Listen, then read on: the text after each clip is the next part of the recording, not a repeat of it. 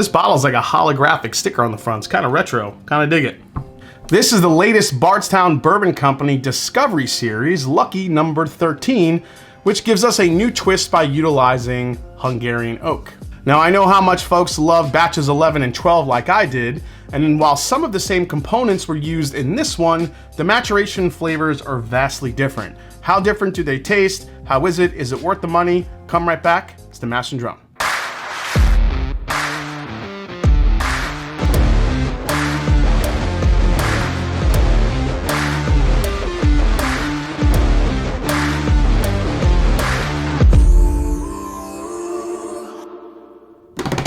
What's up, folks? I'm Jason C. from the Mash and Drum, and welcome back to the show. Like the video, subscribe to the channel, and help me keep growing until we, I don't know, maybe we will get to 1 million one day. You never know.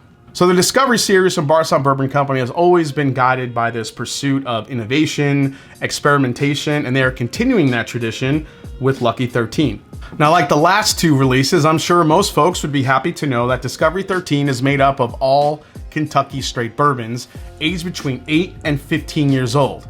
Now, after the blend was created, the batch was split for secondary finishing in 2 distinct oak varieties. We're actually seeing this trend a lot recently, I think, where they're taking parcels of one blend, throwing it in one finishing cask, parcels of another, throwing it in a different finishing cask, and then melding them together. So for 4 months, 61% of the blend rested in new American white oak barrels, the remaining 39% aged in Hungarian oak barrels. Now, Hungarian oak inherently has a tighter grain than American oak, so the Hungarian oak barrels were stored on a higher floor to help promote extraction, meaning that it just needed a little help for the whiskey to pull some more flavor out of the barrel. Now, the American oak barrels, which quickly yield flavor, rested on a lower level to ease into the final flavor profile. So after 4 months of finishing, the barrels were reunited, blended together to create a profile that is both, well, as they stated, familiar and new. The final bourbon is bottled at 110.8 proof and is rolling out now with a suggested retail price of $139.99. All right, so let's get a pour here. So I did get this bottle after I tried it, and honestly, I just wanted this bottle to keep the vertical going because I still have every single Discovery Series, so I wanted to keep that collection, going. Everybody likes to, continue the vertical series, so I'm still moving it along here. But this is the sample bottle that Bardstown sent me, so thanks to them.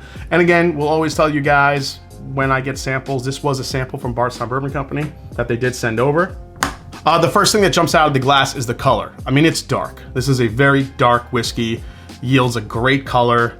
And this is my second time trying this. I tried this for the first time on the live stream. With that double finishing, I always like to let it open up a little bit before we dive in. Let's see what we got here. Let me move this to the side.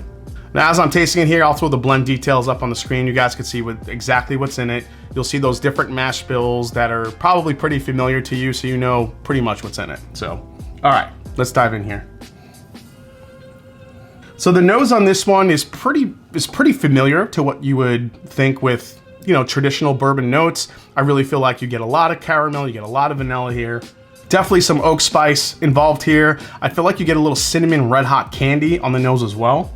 I mean, it smells like straight up creme brulee, brown sugar, that whole top of a creme brulee, all the caramelized sugar, you definitely get a lot of that. It's the thing that mostly jumps out is the sweetness of it, but it's not overly sweet. At least we'll see what the palate does. But this is definitely a little bit sweeter than when I first tried it. We'll pour Discovery 12 here in a little bit just to compare it. I know a lot of people are gonna wanna compare. Everybody always likes to compare the Discovery to their favorites or to the one previous. I will crack open 12 because I think it's a completely different experience, but we'll get into that here in a bit. All right, let's give it a try.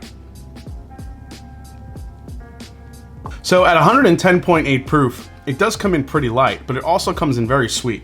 The sweetness, however, is balanced out with a lot of baking spice. I get clove here. There's definitely some nutmeg. That cinnamon red hot candy is definitely on the palate as well.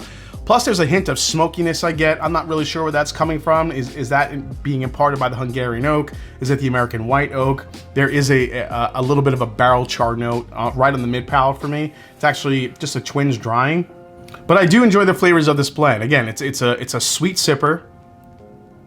It almost brings you into like a cream soda vibe. There's almost like an effervescence to it. Maybe a hint of a dark fruit there, but really for me, It's really kind of a tale of two different whiskeys here. The front of the palate for me is very sweet. Again, it's creme brulee, it's custardy, it's got the toffee in it. It's got just a hint of a dark fruit flavor in here, and I think if I had to pick one out, it might gear towards just a little bit of like a bright cherry, not a dark cherry by any means, just maybe a little bit of a bright cherry note, like a maraschino cherry, just a twinge of it.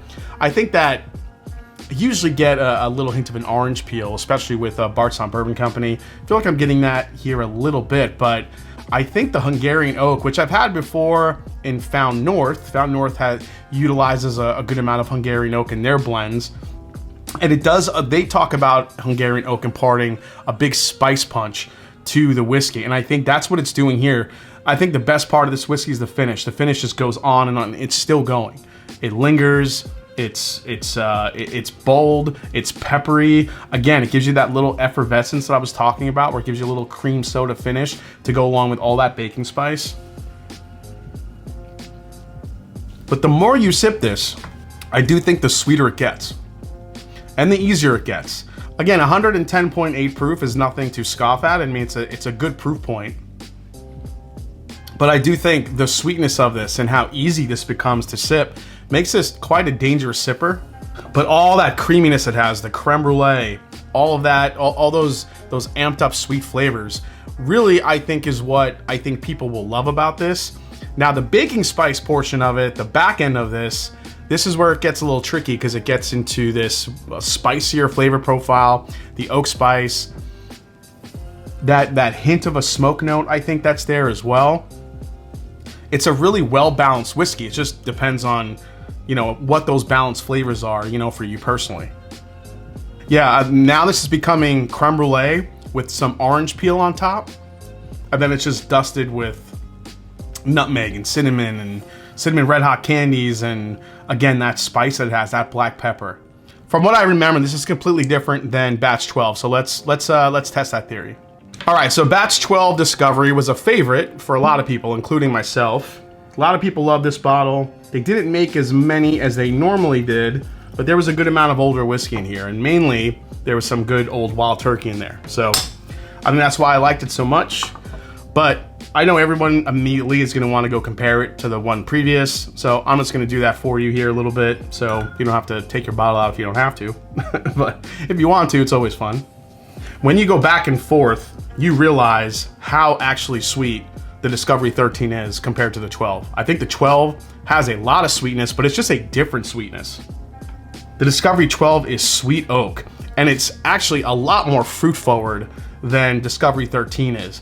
Here I'm picking up dark cherry, plum, maybe even a hint of grape in there too. All right, let's give 12 a try. Dude, 12 coming off of 13 tastes like a Jolly Rancher. I'm telling you guys, if you have these two, compare them. When you come off of 13 and go to 12, 12 tastes like a straight up grape, cherry, Jolly Rancher. Maybe even like a little watermelon vibe in there too. That's crazy.